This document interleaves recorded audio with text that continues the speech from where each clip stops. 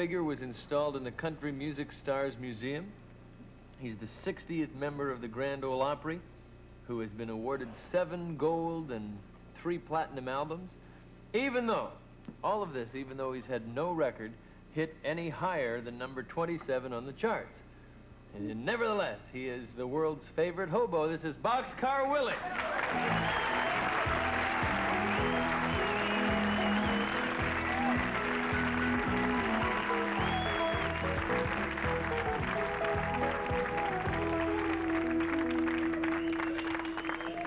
Thank you.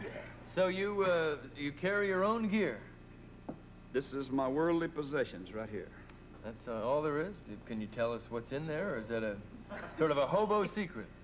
No, we're gonna let you in on this, Alan. As a matter of fact, I brought you a little something here. This is, you know, a hobo carries his own knapsack with him. And, that's a very tidy one, though. This thing can be used as a pillow. You know. Looks like it came right from... You can use it to fight a bull with, in case you. Well. Have you ever untied one of these before? Here, let me help you with it.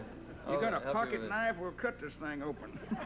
There we go. It is very tight. It looks like it has come from the hobo laundromat here. Well, first of all, I want to make you an honorary hobo. Whoa, all right. Thank you. There is such a thing. Yes. That says free membership in the hobo museum, I guess. You can go out and beg for anything you want now. You didn't even... I signed it. You did, but that looks like a kind of a Xerox signature to me. I'd like to get the real thing, maybe. We'll put the real thing. Later. What about, I mentioned that you did have one hit that did get up there. What was that? Well, it was called Bad News. It went to number 27 on the record charts. And, that was good news, then. Well, yeah, it was kind of good news, bad news, all combined. Is there a difference between a hobo and a bum? Yes. A lot of difference. Is there a bum Hall of Fame, too? What is well, the interpretation that I have of hobos came from the word hoboy. After the Civil War, when they were rebuilding the South, these people would get in the trains and ride south, and they carried their own hoes with them. And they'd get off the train, and they were called hoboys, and they would work in the fields. And that's where the name hobo came from.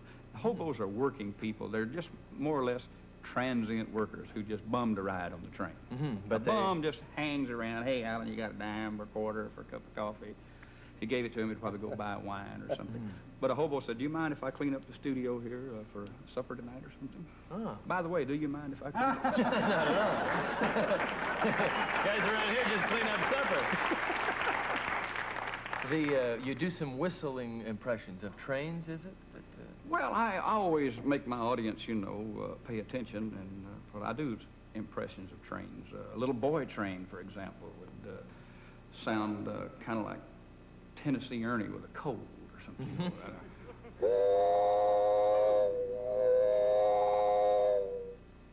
Ooh, very authentic. You do the bell for the train now. When your whistle works better than his bell, there's no doubt. The little girl trains, kind of like Phyllis Diller, you know, with a hernia, maybe. We have a good audience you got. Little baby train. Wee wee. What about all the pins?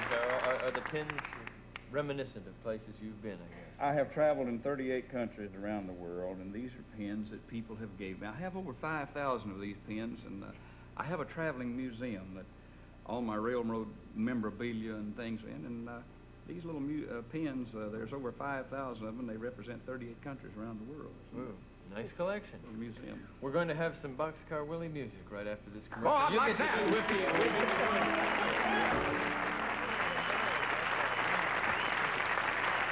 Boxcar Willie. And Boxcar, or can I call you Willie? You can call me by my first name, Box. Oh, Box, okay.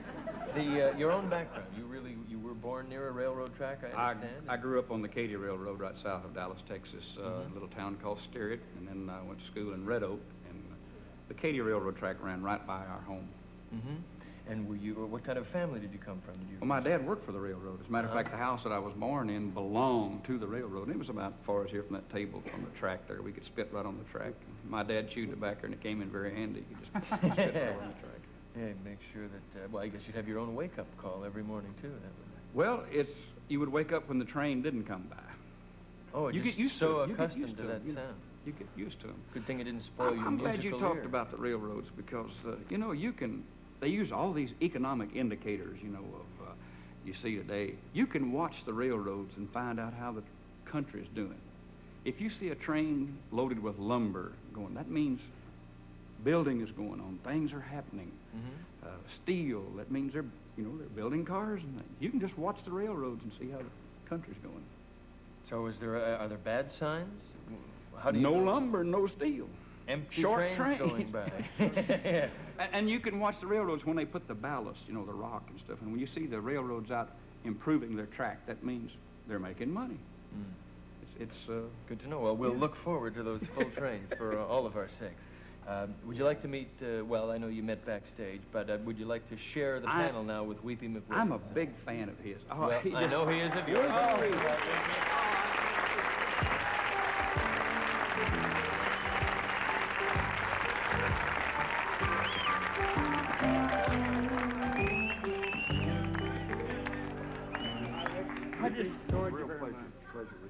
I listened to your interview back there, and I just so tore up. It just, when she left you, it just almost more than I could stand. Could you save some of that for me? It's just, you know, you ought to sing Weeping Willow. Sit down, boys, relax. Let's go. So like a reunion, isn't it? How's the town doing? Don't get me going.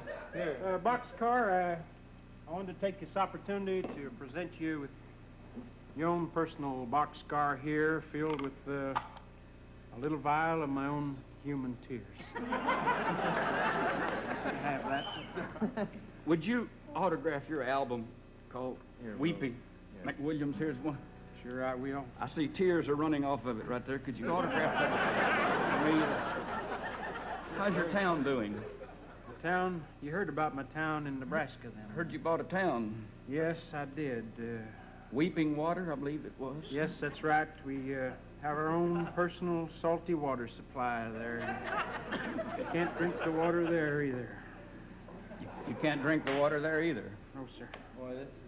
I'll tell you one. It's touching, isn't it? I think this is one of those special moments that you people I wish you will wouldn't want get too close to me. You're going to rush my treasure feelings. forever from television. Sorry about that.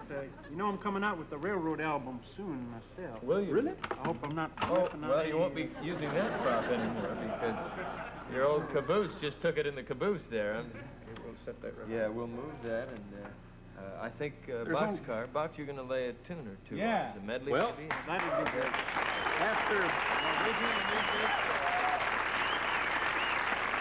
After being around Weepy, I'm going to have rusty guitar strings. I can tell that right now here. Don't get this on Let me get ready.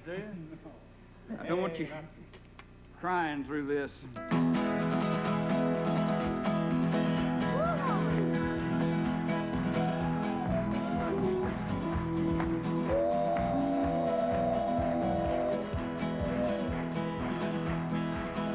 Here she comes. Look at her roll. There she flies. Eating that cold. Watch her fly. Hugging her wrist. Dallas bound, bound, bound. Up all me. Hey. Well, I lead around and played around. This whole town too long. Summer's almost gone. Yeah, winter's coming on. I've played around and played around. This whole town too long. And I feel like I gotta travel on.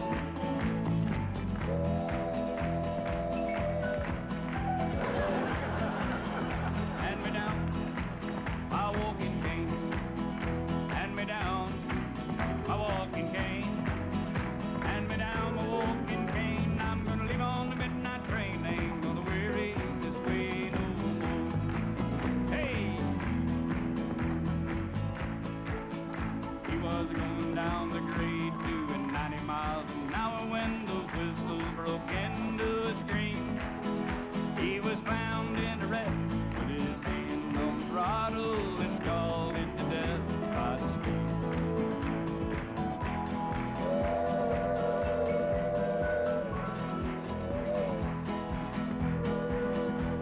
Well, the big eight-wheeler rolling down the track, me just